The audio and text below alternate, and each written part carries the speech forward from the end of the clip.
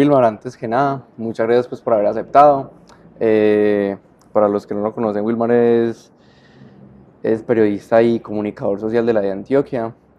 Actualmente está a vísperas de sacar su nuevo libro que se titula Soy Inocente, Crónica de un falso positivo judicial. Y pues hacia allá es donde queremos orientar esta conversación. Bueno, Wilmar, el subtítulo dice Crónica de un falso positivo judicial. Cuénteme, usted como periodista, antes de meternos en lo que hay acá, hablemos de lo que pasaba antes.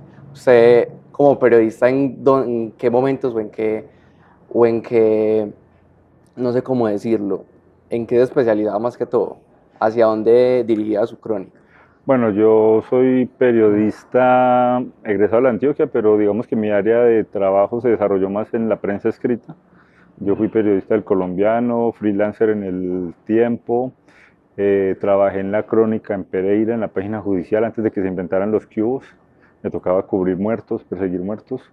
Y posteriormente ingreso a la docencia en el 2002 y digamos que ya paso a otra etapa del periodismo en el que como profesor soy editor y acompaño a los periodistas a escribir. Entonces digamos que es como pasar en el argot periodístico cargaladrillos a jefe de cargaladrillos, llamémoslo de esa forma. Ok, y eso pues, pero entonces cuando usted era docente también ejercía como periodista, como Editor editor. porque los periodistas eran los estudiantes. En Pereira nosotros teníamos un periódico que llamaba Expresión, en el que los estudiantes escribían en el periódico y yo era el editor, o sea, quien revisaba los artículos, que estuvieran bien escritos, sin problemas de ortografía, y digamos que dentro de la estructura periodística, la base de la pirámide es el redactor. Yo fui redactor en El Colombiano, en El Tiempo y en La Crónica, y ya como docente subí en la escala y ya era editor, solo que Ok, mis redactores eran los estudiantes, pero yo era el encargado del periódico. ya, listo. Entonces, y usted actualmente todavía ejerce como editor y tal. Sí, aquí en la Luis Amigo yo me encargo de ser el director de Sextante Prensa, que es uno de los dos periódicos impresos que existen en el Valle de la Aburrá de periodismo, escrito por estudiantes de universidades, y yo soy el editor, director del periódico. Entonces, por mí pasan las notas, el diseño del periódico, la toma de las fotografías, la diagramación, y digamos que eso es otra función también dentro de esa pirámide formativa en la que soy director y editor de un grupo de estudiantes periodistas. Y toda esa trayectoria pues da cuenta de que usted tiene un montón de herramientas a la mano pues para escribir en general. Sí, porque eso fue mi área de desarrollo de la prensa escrita. Digamos que a lo largo de los años ha sido mi fortaleza. Obviamente con el paso del tiempo, pues uno va ampliando sus competencias profesionales en lo digital, en la diagramación, en la toma de fotografías. Pero mi columna vertebral formativa y en ejercicio periodístico fue la prensa escrita. Listo. Bueno, entrando lentamente pues en el tema del libro que se estrena, es este viernes, El ¿verdad? viernes 28. Ujú. ¿Dónde va a ser o En qué? la Piloto, a las En la- 5 de la tarde se va a presentar el libro, más que un lanzamiento es una presentación, porque es ya el cierre de este proceso que arrancó en el 2000, yo diría que el 2002, pero oficialmente con mi detención el 7 de junio del 2012. Bueno, y entonces con el tema de la atención hablemos pues de los antecedentes a todo eso, pues que pues usted ahorita me contaba que era pues como un negocio que tuvo con un alumno, de qué pregrado era o de... No, yo en el 2002 entré como profesor, digamos que ese fue mi inicio como profesor en Pereira, en la Universidad Católica de Pereira. Allí conocí a un estudiante, el estudiante no terminó la carrera, sino que a los 2 años se retiró, se fue para Bogotá, pero yo tengo podríamos decir, un problema, y es que yo a los estudiantes los trato no como estudiantes, sino como futuros colegas. Y en comunicación social periodismo es muy importante el colegaje. ¿El colegaje qué implica? Pues el acompañamiento, el acercamiento y y una buena relación. Yo considero que, y eso lo aprendí en la Universidad de Antioquia donde fui estudiante, yo tenía buenas relaciones con mis profesores, o sea, éramos no amigazos, pero sí éramos cercanos y las clases podían ser tan importantes dentro del aula como por fuera del aula. Entonces yo quise ser esa clase de profesor. Este muchacho se retiró a los 2 años, terminó la carrera en Bogotá. Estando en Bogotá, pues seguíamos en contacto porque teníamos amigos comunes, terminando la carrera y él ya en otro lado. Y por cuestiones de la vida, él se fue a trabajar al Congreso de la República. En el Congreso de la República conoce una serie de negocios que solamente son como de ese grupo en particular. Uh-huh. El negocio era totalmente legal, era una licencia para exportar, para sacar carbón de una mina. Pues yo no tengo nada que ver con el carbón, no soy ingeniero de minas ni nada de eso, pero como el hombre está metido en una UTL, que es la unidad de trabajo legislativo que tienen todos los congresistas, pues digamos que él conocía ese tipo de negocios y era un tipo de negocio cerrado, como para esas personas. Yo le decía, pues yo dónde sacar la plata, y él me ofreció pagarlo en cuotas. El negocio costaba 100 millones de pesos. Yo ¿de dónde sacar 100 millones? Hoy en día tampoco tendría dónde sacarlos. Pero él me dice, usted entra con 50 y cuando ya está el negocio funcionando, pues paga los otros 50 porque ya está dando rentabilidad, entonces no hay problema. Yo tenía mis dudas, pero por cuestiones de la vida me encuentro con el papá del Oxiso, que el hombre es masón. Yo quería ser en esa época masón. Y para poder entrar en la masonería se necesita que alguien lo introduzca. O sea, no es que usted llena un formulario ni hace un concurso. Tiene que ser introducido por otro masón. Yo quería ser masón y resulta que por eso conocí al papá. En una caminata que yo hacía siempre por el centro de Pereira como para buscar temas periodísticos y crónicas, me encuentro con el papá de este muchacho y le pregunto sobre el negocio y él me dice, hágale, profe, métase que nosotros también nos vamos a meter. Cuando él me dice eso, pues entonces digamos que tengo una especie de luz verde de que el negocio está bien, el papá es abogado, revisó los papeles, está todo bien. Yo pensé que esa era entonces la oportunidad para llegar a ser, no rico, pero sí por lo menos a cumplir los sueños que todos tenemos en algún momento, viajar, tener una buena estabilidad económica. Yo pensé que esa era la oportunidad. Lo que no sabía era que me iba a meter literalmente en un torbellino que me iba a cambiar no solamente la vida a mí, sino a toda mi familia. Entonces entro, ya no con 100 millones, sino con 50.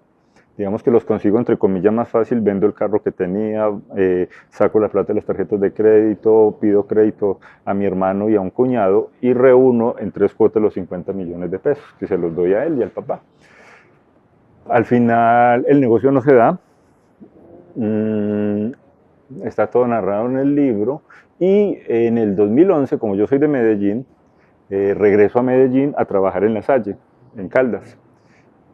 Siempre hablaba con este muchacho de recordarle el negocio, no, tranquilo, yo vuelvo, yo entro al consejo y te doy contratos para irte pagando la plata, yo te respondo por ellos. Yo tomé la palabra de él frente a eso.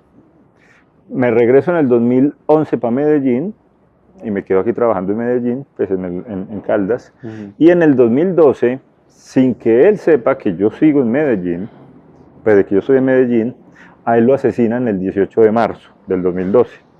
Al asesinarlo el 18 de marzo, en junio, no, eso fue, a él lo matan en el 11, en junio del 12 me detienen a mí. ¿Por qué me detienen a mí? Porque cuando mataron a este muchacho en el 11, el 18 de junio, el 18 de marzo del 2011, el sicario lo detienen. O sea, detuvieron al sicario, todavía de estar preso ese sujeto, y en la detención el sicario nunca dijo nada quién fue el autor intelectual. Vino a hablar un año después, en febrero del 2012, cuando dijo que quien lo había mandado, quien lo había contratado para asesinar a este muchacho, era un tal Wilmar Vera, que era periodista, que era decano de un programa de comunicación de una universidad que él no supo identificar, que dijo que era la Universidad Libre, cuando en realidad era la Universidad Católica, y no era decano, era director de programa, y que Wilmar Vera era un señor cuarentón, obeso, de unos 60 más o menos, y que el día que él lo conoció, para que no lo reconocieran, usaba una gorra. Pues ya con eso, pues imposible, se me borró, o sea, ¿quién es? Hubo un detalle. Yo hasta el 2017 usaba bigote. No la rala barba que tengo, sino bigote. sea, supuestamente se encontró con Wilmar Vera y para que no lo identificaran, se puso una gorra, pero nunca le vio el bigote. Literalmente a mí me salva el bigote. ¿Por qué? Porque la fiscalía se da cuenta de ese montón de incongruencias y mantiene la mentira que me dejó a mí encerrado durante 27 meses. El caso mío tuvo 9 fiscales. Los cambiaban a cada rato. Es más, yo en las remisiones que me hacían, porque me mandaron para Armenia, porque cuando me estaban legalizando la captura el 8 de junio del 2012, la fiscalía dijo que había un cómplice mío en la cárcel de la 40, en Pereira. Entonces yo le dije al abogado de la defensa pública, pues del abogado de la defensoría, que no me fueran a mandar a la 40, pues por seguridad. El juez de control de garantías aceptó y me mandó para Armenia.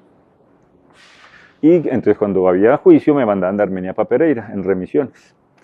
En esas remisiones, bueno, en esa detención conocí a mis supuestos cómplices que nunca había visto, al Gilder Aricapa Motato y a Wilson Espinosa, que según la SIJIN y la Fiscalía eran cómplices míos, pero que yo nunca había visto, ni ellos me habían visto a mí, o sea, son 3 completos desconocidos a quien la Fiscalía le achacó eso.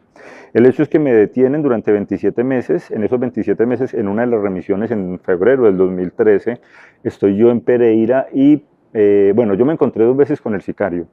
El sicario, como estaba en un proceso de juicio, el juicio del caso, en una ocasión me encuentro con el sicario, hay una celda que se llama celda de tránsito, que nosotros, en el término caneros de cárcel, le dicen perrera. Entonces, en la perrera está el tipo y cuando yo entraba a la perrera, pues tenía que decir, pues la gente decía, ay, usted es el profe, usted es el profe. Entonces siempre me tocaba decir lo mismo, no, yo soy inocente, no tengo nada que ver. Pero contar otra vez la historia rodeado de personas que de alguna forma son antisociales, algunos casos. Cuando el tipo se va acercando y me dice, ¿usted sabe quién soy yo? Yo soy fulano de tal, yo soy el sicario. Estando en la perrera, conozco yo el sicario en octubre del 2012. Ahí entabló una conversación, el tipo empieza a increparme, a decirme que le devolviera la plata, que yo le robé la plata y yo a decirle cuál plata, es primera vez que nos vemos, de qué plata estás hablando. El hecho es que al final logré como apaciguarlo y nos quedamos sentados uno al lado del otro y yo le dije, cuénteme su historia, qué fue lo que pasó. Y él me cuenta la historia de lo que ocurrió con el asesinato de este muchacho. ¿Y cuál es la versión de...? Grosso modo, estaban metidos en negocios de blanqueamiento de capital. El occiso recibió una gruesa cantidad de dinero, no la devolvió, él tenía que quedarse con un porcentaje y devolver el resto, no lo devolvió, y él dijo que en ese tipo de negocios pues se paga con la vida, y decidió matarlo. Pero él va diciendo algo que para mí fue muy fuerte o muy esclarecedor, porque en algún momento nunca me había visto, o sea, nunca sabía quién era yo. Tanto es así que en el mismo escrito de acusación estoy mal identificado. Eso en términos legales se llama mal individualizado. Y el tipo va diciendo, venga, ¿usted qué les hizo? Yo, ¿cómo así? Sí, ¿qué le hizo a la familia para que lo odien tanto? Cuando él me dijo eso, es como si se hubiera caído un velo y entendí todo. A mí me echaron al ruedo la familia. La familia que hizo... diga que fue Wilmar Vera. Ay, ¿cómo es que es Wilmar Vera? No, yo no me acuerdo cómo es. Yo creo que es como bajito, como obeso. O sea, menos mal fueron tan idiotas, tan brutos, de no ponerse a revisar mis redes sociales porque se dan cuenta, bueno, tiene bigote, hay que decir que tiene bigote. Menos mal nunca pasó eso. Durante esos 27 meses, la Fiscalía y la SIJIN amenazaron testigos, trataron de enredarlos, se hicieron todo lo posible para condenarme, inclusive en una de esas remisiones en febrero, cuando me vuelvo a encontrar con el sicario en la perrera, el hombre ya me amenaza de muerte porque el abogado está haciendo lo que tiene que hacer, que es demostrar mi inocencia. Entonces me mandan a un patio seguro, el patio seguro en una cárcel es el patio de los violadores, y estando en el patio de los violadores se me acerca un tipo y me va diciendo, ay, usted es el famoso profe. Y yo, sí, ese era mi alias, llamémoslo así. Sí, yo soy el profe, pero yo soy inocente. Ay, yo soy el hermano del fiscal. Mi hermano dice que el caso suyo es muy difícil. Entonces yo me ponía a pensar por dentro, pues cómo no va a ser difícil si soy inocente y qué hace el hermano del fiscal aquí además, en el patio de los violadores. Pero bueno, son como de las anécdotas que van pasando en esta situación. El hecho es que yo quedo detenido durante 27 meses y el 30 de septiembre del 2014 es lo que en el ritual procesal se llama alegatos de conclusión y sentido de fallo.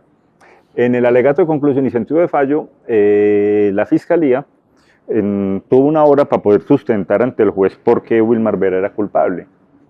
Durante esa hora, la Fiscalía pues trató de desvirtuar a mis testigos, de no darle credibilidad ni sustento a las verdades que mostramos en el proceso, pero además la fiscal va llegando y dice que Wilmar Vera tiene el don de la ubicuidad. O sea, yo puedo estar en dos sitios al mismo tiempo. Dice la Fiscalía. O sea, no es un capítulo de Black Mirror, ni una nota, un cuento de García Márquez. O sea, yo en realidad estoy en Cartagena tomándome un coco loco. Yo no estoy aquí, según la Fiscalía. Ok. Y la Procuraduría, unas semanas antes de esa fecha, hubo un momento en el que la Procuradora anunció que había encontrado una información. Entonces, en el 2014, cuando uno se presenta arrancando el juicio, hay que identificarse, o sea, todos se levantan cuando entra el juez cierra y le pide a las partes que se identifiquen para quedar el registro. Entonces, era una semana que habían 2 audiencias seguidas. En una de esas audiencias, la Procuradora se presenta y va diciendo que tiene información que es de relevancia para la parte acusatoria. La sesión se levanta, Procuradora y abogados van a ver qué fue lo que encontraron. Y al día siguiente, que continuaban las audiencias, la Procuradora vuelve y se presenta, vuelve y se saluda y dice que quiere dejar registrado que el día de ayer la señora fiscal se me acercó en la cafetería del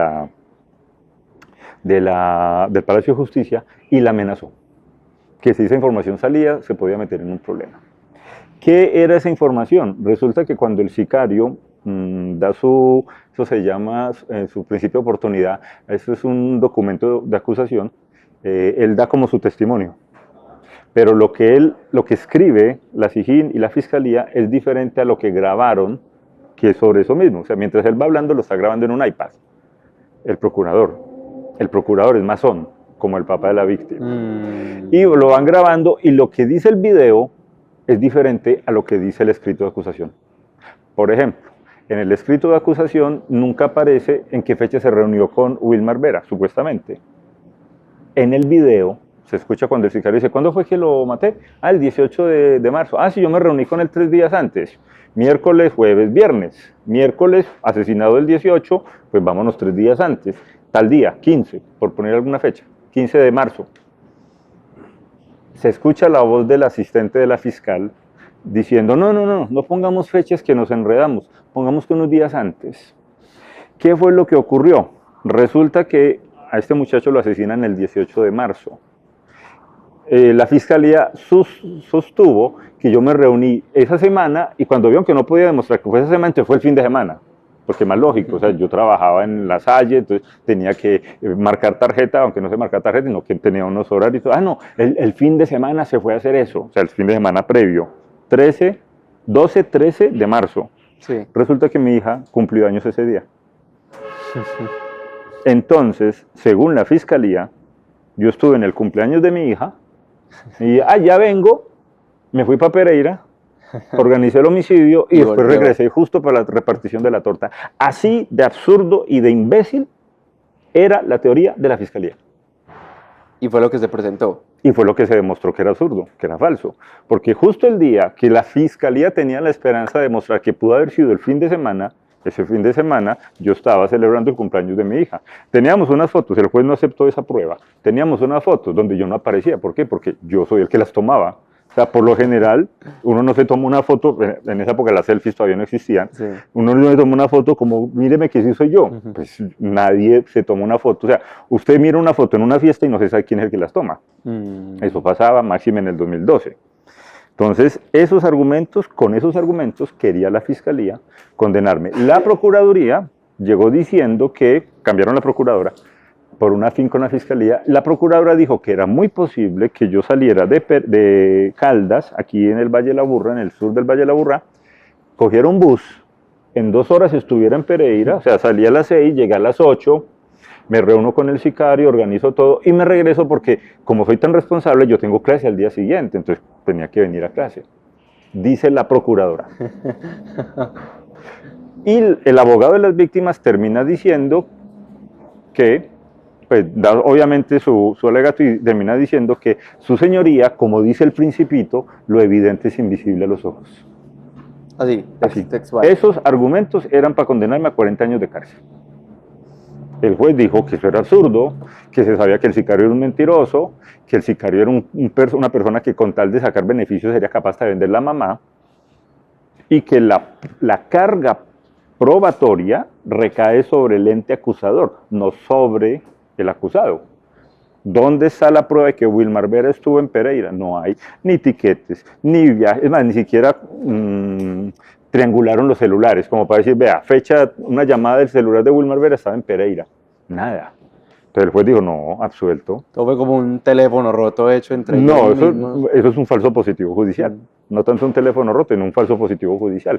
Entonces, en primera instancia, absuelto. En el ritual procesal o digamos, en lo que es todo el mundo penal en Colombia, o lo que tiene que ver con lo penal en Colombia, hay un primer fallo. O sea, primer fallador, absuelto, tanto el supuesto cómplice mío como yo. Ah, bueno, éramos 3 los cómplices. Al año de la detención, el sicario va diciendo que el tal Aricapa Motato, que no, que qué pena, que ese no es el indio, que ese es otro. Estuvo 1 año detenido, Aricapa Motato, y el sicario después dijo, no, ese no es. Qué pena, me equivoqué. Y también era... Y también era otro falso positivo, te lo liberaron. Pero que los 2 que quedan sí somos los que participamos. El hecho es que el juez en primera instancia dice, no, aquí no hay prueba de nada, o sea, la fiscalía no probó nada. Entonces se va a segunda instancia. Es muy normal que en una sentencia judicial, quien pierda apele. Eso es un derecho que se tiene. Entonces se apeló a una segunda instancia. La segunda instancia es la Corte Suprema, el Tribunal Superior de Pereira. El caso pasó al Tribunal Superior de Pereira. En mayo del 2020, el Tribunal Superior de Pereira dijo, no señor, aquí no hay nada, este señor es inocente, pero revertió la decisión de absolución del supuesto cómplice, de Wilson. Él dijo, no, Wilson sí tuvo algo que ver, entonces se va para la cárcel. Y en diciembre lo capturaron y estaba pagando pena desde el 2020 hasta este año 2025. En el 2025, en marzo, la Corte Suprema de Justicia recibe la solicitud de casación. ¿Qué es la solicitud de casación? Es, luego de segunda instancia, ya es la última instancia que se tiene para, no estoy de acuerdo con un fallo, para que la justicia o ratifique o abra casación. La Corte Suprema de Justicia en Bogotá escuchó los argumentos, solo que en esta vez quien pidió casación fue Procuraduría y víctimas, Fiscalía no. Entonces cuando la Fiscalía no presenta casación, ¿cuál es el mensaje? No, yo no tengo forma de comprobar que este señor hizo algo, yo me retiro, o sea, no va a gastar tiempo en eso. Procuraduría, acuerde que el procurador inicial era masón, y víctimas, obviamente las víctimas sí, fueron las únicas 2 que hicieron la casación, que solicitaron la casación. Entonces el 13 de mayo de este año 2025, la Corte Suprema de Justicia, después de escuchar los alegatos durante 10 minutos de cada una de las partes, llegó a la conclusión de que no, de que Wilmar Vera es inocente, o sea, se ratifica que no hay ningún error en el primer fallador, en el segundo fallador, se ratifican las 2 decisiones anteriores y además la decisión de detener al supuesto cómplice que tumbó, la absolución que tumbó el Tribunal Superior, lo revocó y lo liberó. Se liberó a Wilson, que lo había mandado a detener otra vez el Tribunal Superior, y ratificó que aquí no había nada, que somos inocentes. Entonces ya con esa perspectiva, en mayo, ya el caso se cierra. Al decir que el caso se cierra significa que ya no hay ningún otro tipo de elemento legal que pueda utilizar la contraparte para pedir apertura del caso. Entonces ya se cerró. Ahí es donde ya entonces quedó más tranquilo, se me quita la espada de Damocles que había encima y decido acelerar el término y la publicación de mi historia, que es el libro. De Soy Inocente. Eso es lo que yo siempre decía cuando uno se identifica al iniciar. Su señoría, buenos días, Wilmar Vera, cédula tal, y soy inocente. Yo siempre decía eso y así firmaba mis cartas. Era una forma de ratificar lo que soy inocente. Y a hacer presión también, me imagino. Sí, claro, hacer presión, además porque, bueno, yo estando detenido, no era mucho lo que podía hacer. A mí me ayudó mucho el esfuerzo de mis familias para poder luchar por mi libertad y también de mis amigos. O sea, yo me volví yo fui un caso de ciberactivismo digital en el que un grupo de personas, Gerlain Segura, Juan Gonzalo Betancourt, Ramiro Velázquez, Eliezer Santanilla, Abelardo Gómez, haciendo una serie de campañas digital para defender mi buen nombre y mi inocencia. Y esa campaña digital permitió, digamos, que mi caso no se perdiera, estuviera ahí presente. Y yo pongo como subtítulo el Soy Inocente, crónica de un falso positivo judicial, porque en el 2013 pues ya existe en Colombia, para esa época, el concepto de falso positivo, que es lo que se llama las ejecuciones extrajudiciales por parte del Estado, que no vienen del gobierno de Álvaro Uribe, ya vienen inclusive desde antes. Pero en el 2013 empezó a hacer carrera el término de falso positivo judicial. Y yo fui de los primeros casos de falsos positivos judiciales, digamos que reconocidos a nivel nacional. Entonces, por eso ese es como el subtítulo del libro, Crónica de un falso positivo judicial. Y bueno, pues ya antes de finalizar, creo que el último tópico que me gustaría pues como tocar, listo, ya vos nos hablaste cómo fue todo el tema, cómo se resolvió todo este asunto. Pues hay gente que dice que la mejor hora de alguien es cuando peor la pasó, como cuando estuvo más en las penumbras. Y no sé si usted está muy de acuerdo con eso, y si es así, pues cómo era su rutina o cómo era como usted sentía estando allá metido, o sea, si era más que todo la ansiedad o usted sentía como alguna esperanza, o si en algún momento usted dijo, no, definitivamente me voy a quedar encanado 40 años acá. Bueno, es una buena pregunta porque uno con la justicia humana no tiene nada seguro. ¿Por qué? Porque en la cárcel conocí gente inocente condenada. Si a mí me hubieran condenado, si yo no hubiera contado con un juez justo, un juez, digamos que era estricto, pero también era equilibrado, si yo no hubiera contado con eso y hubiera sido condenado a 40 años, siendo yo en esa época un cuarentón, yo lo tenía claro. O sea, yo no iba a aceptar una cosa de esas. O sea, yo me iba a suicidar si me hubieran condenado, porque no iba a permitir que mi familia pasara, o sea, 40 años, que supongamos que de los 40 años hubiera salido a los 30 o 27 años, o sea, todavía me faltarían 10 años al día de hoy para terminar mi condena. O sea, prefiero que me visitaran en un cementerio, que al menos saben que ahí estoy ya. Ese por un lado. Dos, y siempre lo comento, o sea, yo creo que el ser humano es capaz de soportar cualquier cosa que la vida le ponga, y uno saca las fuerzas donde no tiene. A mí me tocó ser eso más de una vez, incluso yo me peleé con Dios frente a eso, porque es que los delincuentes por lo general, o sea, un delincuente profesional, sabe que en algún momento la suerte no le va a acompañar y va a caer a la cárcel. El término inclusive es ese, caer, porque cuando uno se cae se levanta. Ellos lo llaman caer a la cárcel, pues llegar a la cárcel y bueno, lo condenaron a 10 años, 7 años, para ellos eso es normal. Pues listo, 7 años, me condenaron a 7 años, pago 5, ¿no? 5 años aguanta.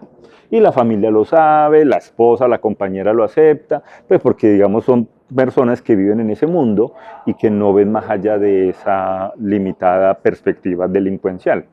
Yo soy una persona que nunca en la vida llegó a pensar que iba a terminar en la cárcel. O sea, la única vez que yo pasteleé en el colegio me fue tan mal que me pillaron en un examen de química y me dio tanto miedo que yo dije, donde yo fuera delincuente, o sea, sería de los peores delincuentes que hay. Y lo otro que yo he dicho, si hubiera tenido yo como se dice popularmente, los cojones para mandar a matar a alguien, tengo los cojones para pagarlo. Pero yo no iba a tolerar y aceptar una condena de algo que no hice. Ese fue el error de los que me mandaron a la cárcel. Pensaron que yo me iba a rendir, pensaron que no iba a tener el apoyo de mis familias y de mis amigos y que no iba a tener la resolución para defender mi inocencia. Y eso, digamos que por fortuna fue algo que ellos no previeron. Entonces, frente a eso, el ser humano soporta cualquier cosa y yo lo soporté, pero lo duro, lo triste, lo complicado es el dolor que venía de mi familia, porque ellos no tenían la culpa de nada. Mi papá se enfermó, le dio 3 preinfartos. Ángela le dio fibromialgia. Mi hija, que era una niña de lo más cariñosa, se volvió una jovencita un poco, no resentida, pero sí como incrédula. ¿Yo para qué me pongo a estudiar si mire mi papá, con todo lo que estudiaba, lo que le pasó? O sea, es el daño colateral que sufren las personas que uno quiere y que terminaron pagando esta situación sin haber tenido tampoco velas en el asunto. Entonces, eso es lo que a mí más me duele y me entristece, el daño que se le generó a mis familias.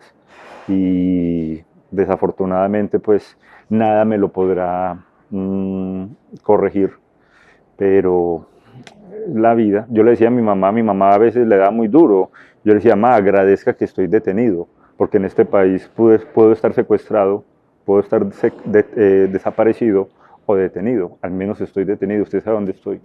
Donde hubiera estado secuestrado o desaparecido, el drama hubiera sido mayor. Y sobre lo que usted decía ahorita que se había peleado con Dios, ¿cómo es su perspectiva frente a eso? ¿Es usted creyente? ¿Practica? Sí, yo soy creyente, mas también soy crítico. Mi relación pues con la divinidad no es necesariamente como mucha gente quisiera o como espera, misa y frases sacadas de la Biblia, no. O sea, es una relación no más personal, pero sí un poco más racional, porque a la final, por lo que he estudiado y por lo que considero, todas las religiones llevan a lo mismo y no existe una religión verdadera, o sea, existe una divinidad, pero para llegar a ella hay muchos caminos. El principal camino es tratar de ser buena gente, el principal camino es ser respetuoso, el principal camino es ayudar a los demás. Entonces ahí digamos que junto la columna vertebral de todas las religiones del mundo a lo largo de la historia.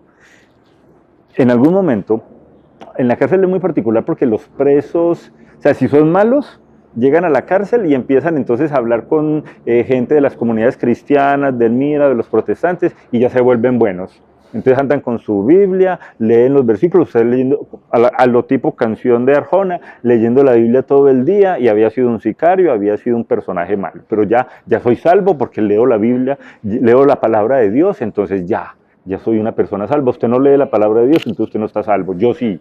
Pues que usted era sicario, pero ya estoy salvo. Dios me perdona. Bueno. Y además hay una comunidad que es el de los Mira, que tienen una particularidad que es el don de la profecía. Con el don de la profecía atraen a muchas personas.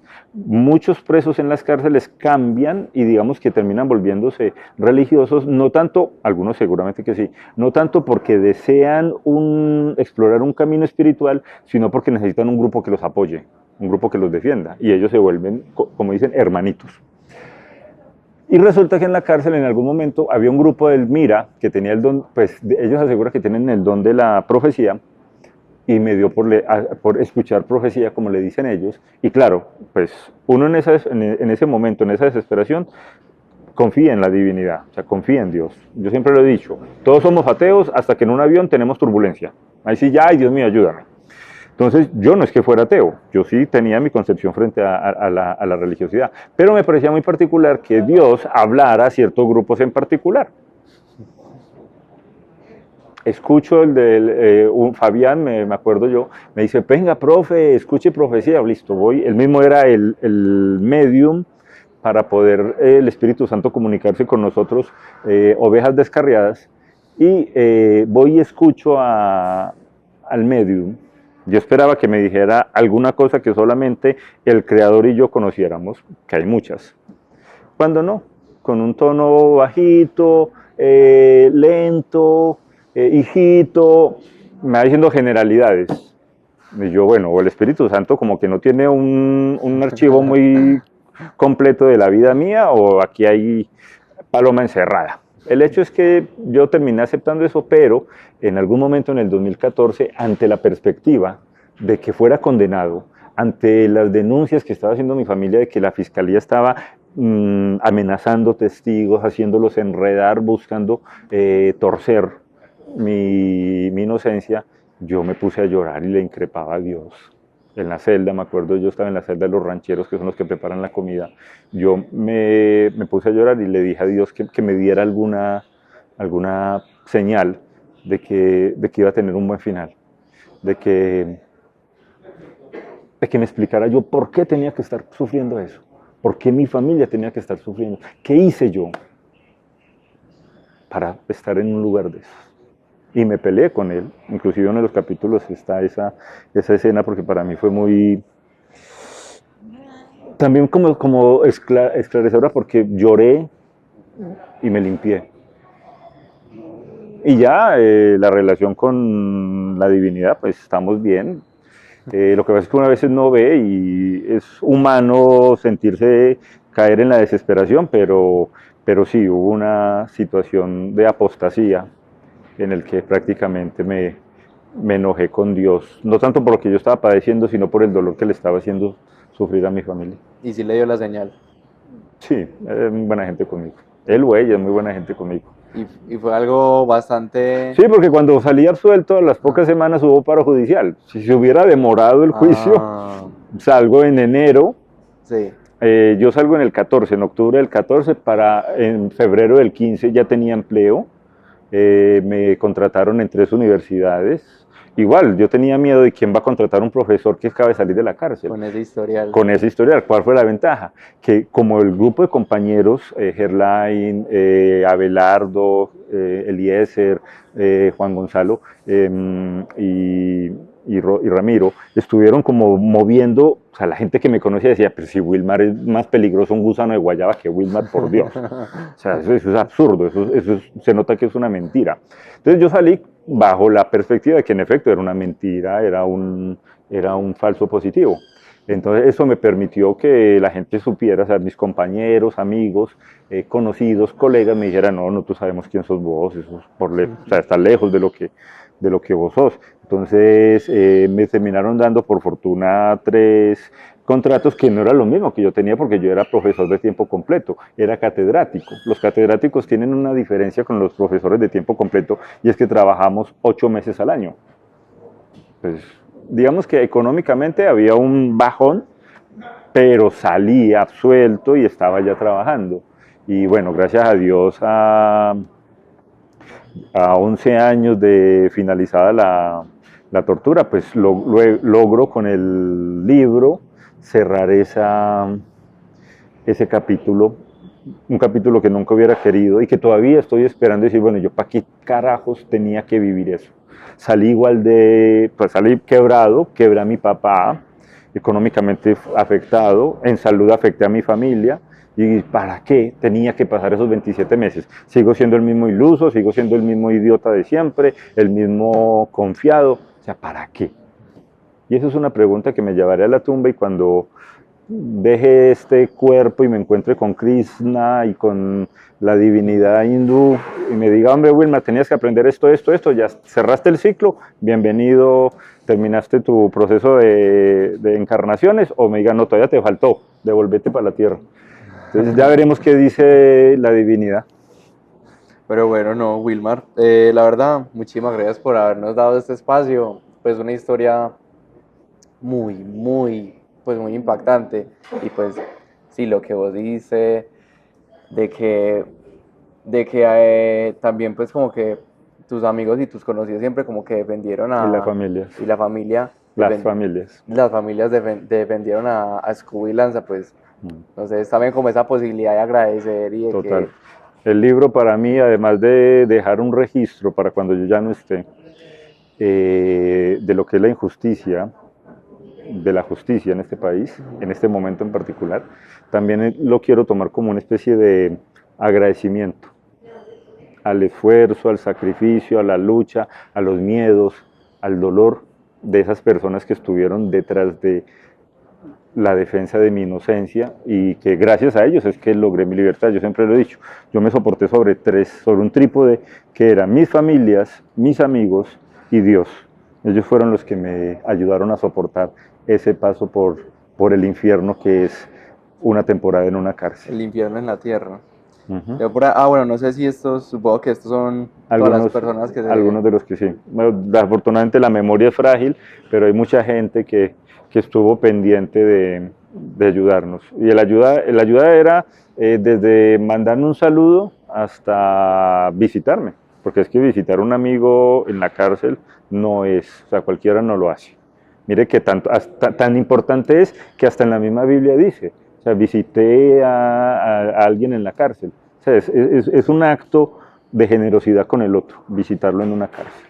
Y eso yo lo he dicho y está plasmado en el libro. Yo no tengo fortuna, pero soy muy afortunado porque los tengo a ellos. No, y que pues de algún modo, pues, vos decías como, bueno, yo que habré hecho mal para merecer eso, pero pues igualmente también pudiste haberte dado cuenta que hiciste muchas cosas bien para tener todo este montón de gente Sí. que pasa allá. Entonces también es como una prueba Sí. y una demostración de todas las cosas buenas que has hecho para llegar a todas estas personas. De que la amistad y el cariño de amigos y de la familia existe. Y eso, si tenés razón, es una forma de demostrar también que hay un amor hacia mí muy grande y yo sé que en la presentación del libro se va a evidenciar. Y bueno, no, pues sin nada más que agregar, muchas gracias por compartirnos pues tu testimonio y nada, pues yo creo que hasta aquí podríamos dejar. Muchas gracias. No, gracias a ustedes. Wilmar. Muy amables. Hagamos pausa mientras pase el avión. Sí.